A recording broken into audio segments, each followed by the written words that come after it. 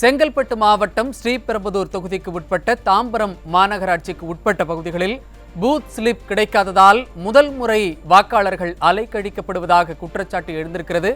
அதன் விவரங்களை வழங்குவதற்காக நமது செய்தியாளர் மணிகண்டன் இணைந்திருக்கிறார். மணிகண்டன், வணக்கம். முதல் முறையாக வாக்களிக்கக்கூடிய இந்த முதல் முறை வாக்காளர்களுக்கு பூத் ஸ்லிப் வழங்காம அலைக்கழிக்கப்படுறாங்க. இது அந்த வாக்காளர்கள் மத்தியில் எப்படி பார்க்கப்படுது, என்ன சொல்றாங்க மணிகண்டன்? நிச்சயமாக சையத், 2024ஆம் ஆண்டிற்கான இந்த நாடாளுமன்ற தேர்தல் முதல் கட்டமாக தமிழகத்தில் தற்போது ஒரே கட்டமாக நடைபெற்று வருகிறது.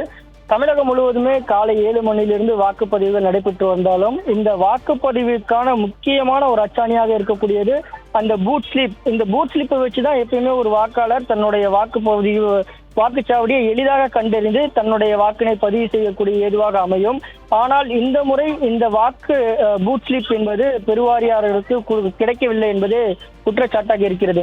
குறிப்பாக முதல் வாக்காளர்கள் தங்களுடைய வாக்கை செலுத்துவதற்காக நீண்ட நாள் கனவோடு காத்திருந்தவர்களுக்கு தற்போது இந்த பூத் ஸ்லிப் கிடைக்காத காரணத்தினால் அவர்கள் மிகுந்த மன உளைச்சலுக்கு ஆளாகி இருக்கிறார்கள். காரணம் என்னவென்றால், ஒரு வாக்குச்சாவடிக்கு செல்லும் போது இந்த வாக்குச்சாவடி உங்களது இல்லை, வேற வாக்குச்சாவடிக்கு போய் பாருங்க அப்படின்னு சொல்லிட்டு அவங்களை அலைக்கழிக்கிறாங்க. அப்படி அலைக்கழிக்கும் போது 2-3 வாக்குச்சாவடிக்கு போகும்போது அவங்க வீடு திரும்பக்கூடிய ஒரு சூழலுக்கு ஆளாயிடுறாங்க.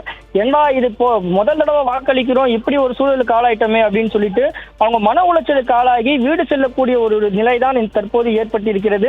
90% பூத் ஸ்லிப்புகள் வழங்கப்பட்டிருப்பதாக கூறிய நிலையில தற்போது பெருவாரியானோருக்கு பூத் ஸ்லிப் கிடைக்காமல் அவர்கள் அலைக்கழிக்கப்பட்டிருக்கிறார்கள்.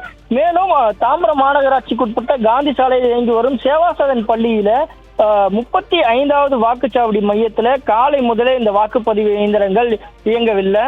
கிட்டத்தட்ட 9:30 மணி அளவில் இந்த வாக்குப்பதிவு இயந்திரமானது சரி செய்யப்பட்டிருக்கிறது.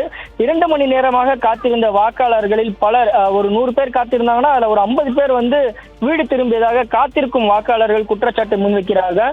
ஏற்கனவே இந்த பிரச்சனை தொடர்பாக தான் நம்ம ஏற்கனவே மாவட்ட ஆட்சியர் செய்தியாளர்களை சந்திப்பின் போது இம்மாதிரியான பிரச்சனைகளுக்கு தீர்வு காணக்கூடிய வகையில என்ன ஏற்பாடுகள் செய்யப்பட்டிருக்கிறது அப்படின்ற ஒரு கேள்வியை முன்வச்சிருந்த நிலையில அவர் 20% வாக்குப்பதிவு இயந்திரங்கள் தயார் நிலையில் இருக்கு அப்படின்னு சொல்லியிருந்தாரு. ஆனா இந்த வாக்குச்சாவடி மையத்தை பொறுத்தவரையில 2 மணி நேரத்திற்கு மேலாக தற்போது வாக்காளர்கள் காத்திருக்கக்கூடிய நிலை இருக்கு. குறிப்பாக காலையில வாக்குப்பதிவு செய்யக்கூடிய வருபவர்கள் யாருன்னு பார்த்தோம்னா வயதானவர்கள் மற்றும் மாற்றுத்திறனாளிகள். இவங்க தான் காலையில தங்களுடைய வாக்கினை செலுத்தக்கூடிய ஒரு சூழல் காணப்படும். காரணம் என்னன்னா, வெயில் வர்றதுக்குள்ள நம்ம வாக்கு செலுத்திட்டு போயிடலாம் அப்படின்னு ஒரு சூழல் இருக்கும். ஆனா இன்னைக்கு இந்த வாக்குப்பதிவு மையத்துல காத்திருந்த பெருவாரியானவர்கள் தங்களுடைய ஜனநாயக கடமையை ஆற்ற முடியாமல் தவித்து வீடு திரும்பி இருக்கிறார்கள். சையத்,